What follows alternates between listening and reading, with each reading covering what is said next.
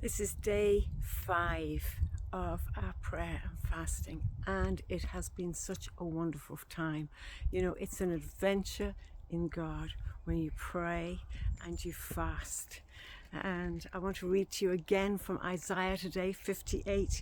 This is such a wonderful passage about prayer and fasting. And in verse 6 it says, "Is this not the fast that I have chosen, to loose the bonds of wickedness, to undo heavy burdens, and to let the oppressed go free, to break every yoke?" You know, prayer and fasting releases bondages and breaks yokes, things that have bound people for years.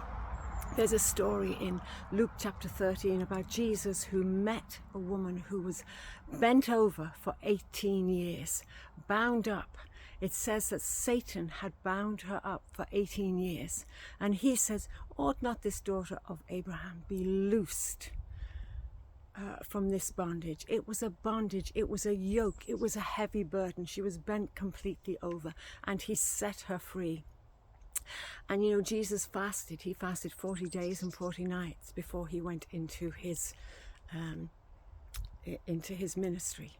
You know, we are fasting in the morning until evening, until 6 o'clock every day. So that's a much easier fast than Jesus did. I know some are doing the Daniel fast.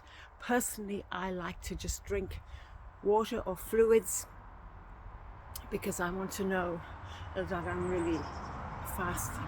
But fasting brings benefits to set the captives free. It sets you free of anything that's bound you, but also we're called to lay hands on the sick. We're called to set the captives free. You know, Jesus said, "I am come that you might have life and have it to the full." But he said, Satan comes to kill, steal and destroy. There is an enemy, there is a devil, and he has a plan to kill, steal and destroy. He's the God of this world. But Jesus told his disciples, "I've given you authority over all the work of the enemy. Go and lay your hands on the sick and they will recover. Preach the gospel and lay hands on the sick, even raise the dead." So he has called us.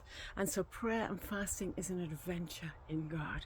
It's an adventure to see what he does, to see the answers that comes, because he loves us and he calls us into prayer and fasting right the way through the Bible. Nehemiah, Esther, Daniel, in the book of Acts.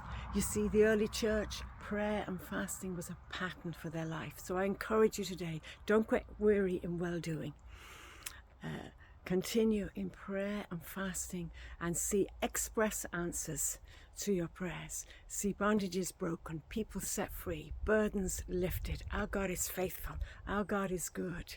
Jesus is the desire of the nations. He is so good.